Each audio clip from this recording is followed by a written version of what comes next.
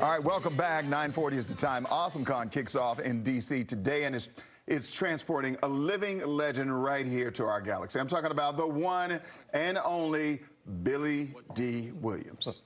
Here he is right there, folks. Lando Calrissian from Star Wars. Yes, sir. And if you believe it, he's marking the 40th anniversary of that iconic movie, The Return of the Jedi.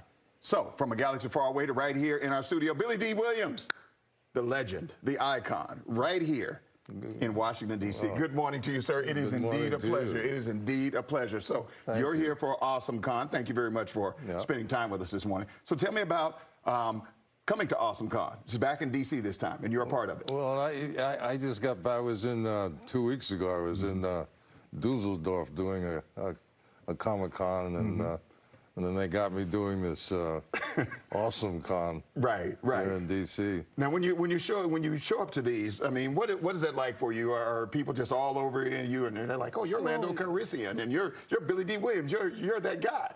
Well, the thing about it's always a great deal of fun for me because it really allows me to meet a lot of the people who have given me a lot of support throughout the years. And so from that perspective, it's really a nice experience. Right. Your career has spanned decades, and we're talking. Yes. Yeah. Well, that's a good thing. That's a tribute. And one of the characters, Lando Calrissian. Right. When you got that role as Lando, I don't know how you got that role as Lando Calrissian. What did you think it was going to be that iconic? Did you know Star Wars was going to be that big of a deal back then? Well, I knew when I played him, it was going to be iconic. Because everything you touched was iconic. Right, yeah. So, but what was that like for you to go through that experience? Well, the whole idea was to try to create a kind of to sort of bypass a lot of the issues that people get involved in discussions about racial differences and things of that nature. I don't think in terms of race. I think in terms of creating a kind of bigger than life kind of character whenever I'm doing these characters. And you've done a lot of bigger than life characters throughout your career. What is it about your career that you think that is attributed to your staying power? Because I'm talking about 70s, 80s, 90s, all the way through. I remember one time I was watching Martin Lawrence on his TV show. You were on there. You've been in some other movies. So what do you attribute that to? Just you being cool or what? It's my intensity, darling. Is that what it is? How do you do that? How do you do that, by the way? How do you do that, by the way? How do you stay so cool for year after year? I never take myself too seriously. Really? No. Really? Even when all the ladies are swooning all over you, you don't take that? Well, I find that amusing. You do? Yes. Why so? I don't know. You don't know? You don't know why the ladies and all the people think that you're the greatest thing since sliced bread? Really? That's not true. Oh, you're kind of a big. You got to see all the people standing in here. You see these people standing in the studio right now? They're normally not in here. See, they're here to see. So look, seriously though, what is it? You're a trailblazer as well because you had roles back in the early days, and like I said, you've continued decade after decade to act. You've had some of the most iconic roles, and you've opened doors, whether you know it or not, for a lot of people. How does that make you feel to know that you're a trailblazer? You're a great actor and a trailblazer at the same time. Well, I mean, that's a very nice compliment, but I don't really spend a great deal of my time thinking about it. I just sort of, I look to do interesting things with my life, and I've sort of devoted myself to that. Right. You're working on a book.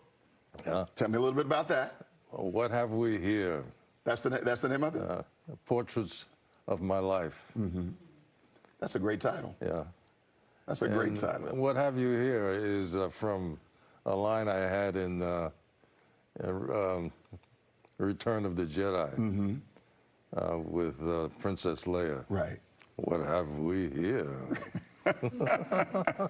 You have so many iconic lines and so many different things you said in movies. One of those. Lady Sings the Blues, I had a few.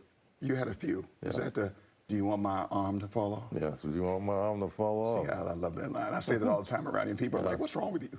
It doesn't sound the same when it comes out of my mouth. Also, the one in well, you do it when you do it. You don't get serious about it. Oh, you don't? No. I was chuckling every time I said that line. in that movie, I was chuckling most of the time. Really? Because you look so, you just look cool. See, you're chuckling now. Well, one of my favorite lines is in Return of the Jedi, when you were dealing with Darth Vader, right, about Han Solo. And you said to him, "But Lord Vader, we had a deal." You remember that line? Yeah. That's when the Han Solo. Lord Vader, we had a deal. Yes, and he said, "I've altered the plans. Pray I don't alter them any further." So you didn't know I knew all that, did you? I got the stamp of approval from Billie DEE Williams. Nobody else likes it when I do that, for the record. No, nobody else. No, you're not serious. Anything else you want to say before we leave? Well, I just want to say, stay well, everybody. These are very difficult moments that we're dealing with. Stay well. Billie DEE Williams, right here in Washington, D.C. Thank you, sir. It is an honor. Thank you, and a sir. pleasure. All right. Marissa? Wisdom, my favorite is success is nothing without someone you love to share it with, in Mahogany with Diana Ross. Oh, that's a great line. Yes, Yeah. love you, love you, love you.